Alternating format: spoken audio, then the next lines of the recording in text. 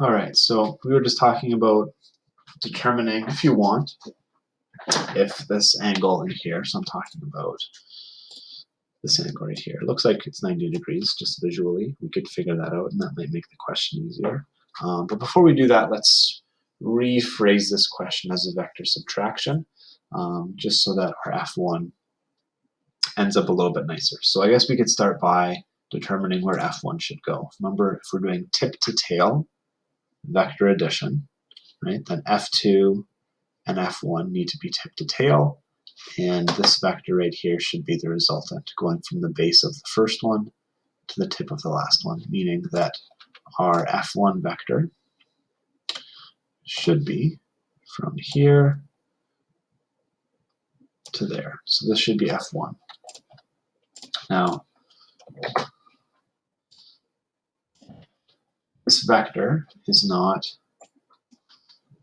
on the origin, which makes it a little bit dicier to determine, especially its direction once we get that far.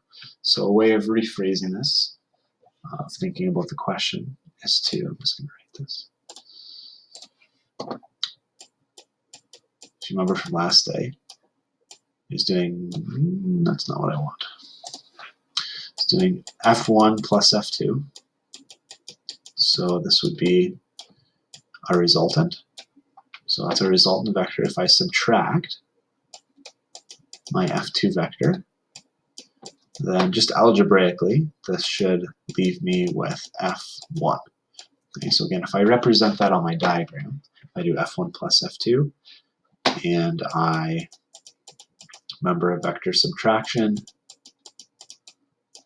is the same as adding the opposite of F2. And this again should give me F1.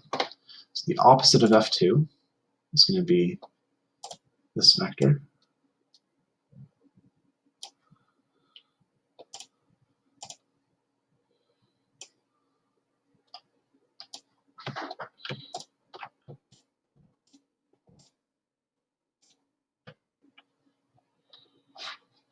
But flipping it.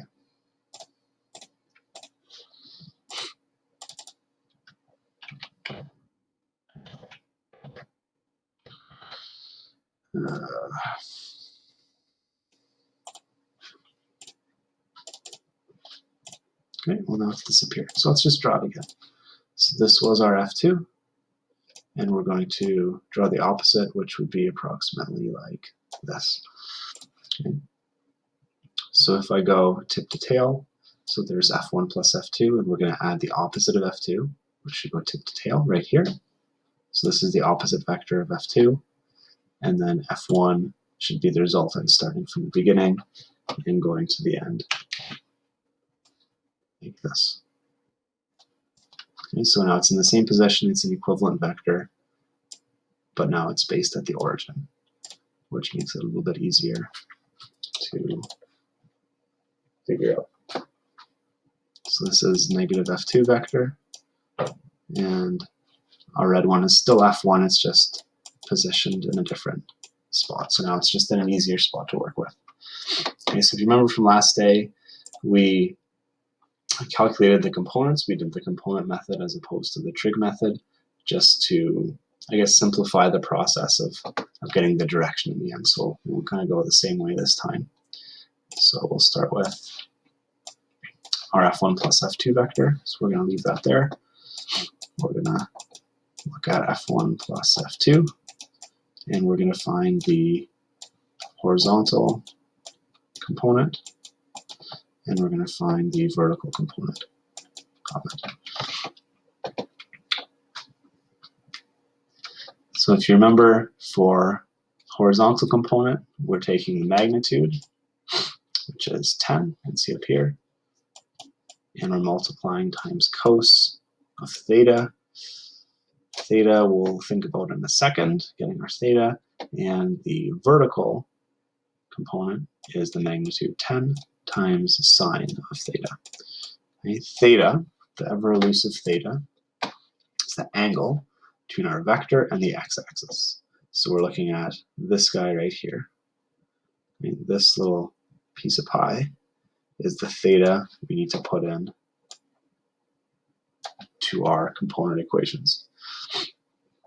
So if we think about how we drew F1 plus F2, we did north 50 west. So this other section that I'll kind of shade in green right here, this has to be 50 degrees, right? We started at north and we went 50 towards the west. So this is 50.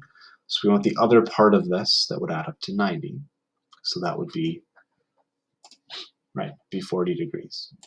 Okay, so 40 degrees we'll put here, just to tag it in, and that has to be this angle, okay, 40 and 40.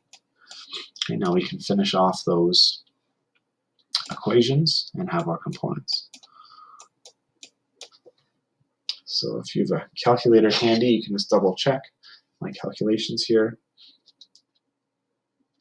10 cos 40 to one decimal place is about 7.7.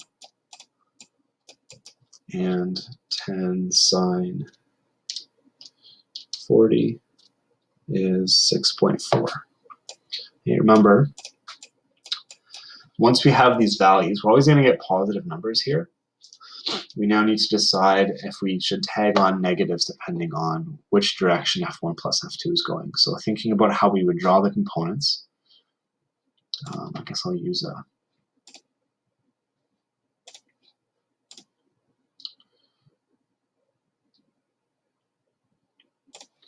right, so F1 plus F2 is here, which means horizontally we would go like this. So that's negative, that's the negative horizontal direction. And that means that we should tag on a negative to our horizontal.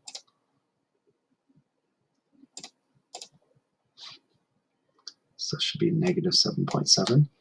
And then we go up from there. So up is positive. Okay, so these are our components for F1 plus F2. Nice. Okay, then we have to do the same for F2. And then we have to think about the opposite because we're adding the opposite vector. Okay, so now let's tackle the components of F2.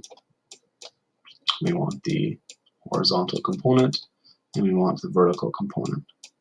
So formula is magnitude of it, which is 14. So 14 cos, and then we'll worry about theta in a second, and 14 sine. Okay, so where is our theta here?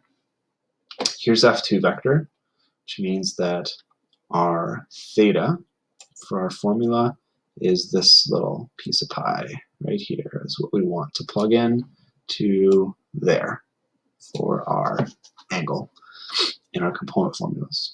So thinking about how we drew this, I believe it was 220 degrees. Okay, so thinking about that, 220 degrees starts at north and it goes like that. So that's how we get. Wow, that's not what I wanted. So 220 degrees goes around from north to there, okay, which means that a couple ways we can think about this. We can think about it as going all the way around to 270. How much is that?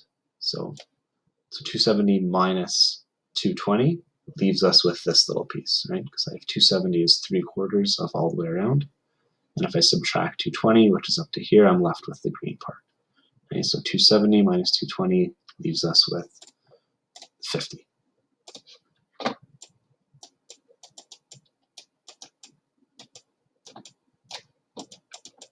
Degrees.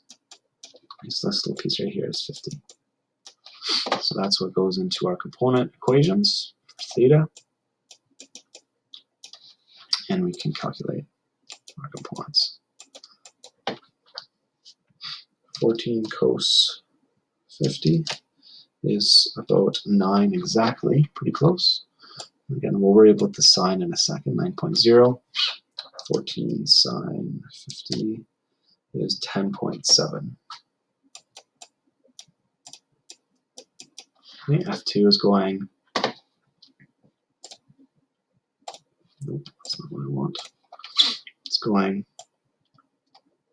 in the negative x direction, and then we're going in the negative y direction. So it's negative x and then negative y. So we need to tag on negatives for both this and this.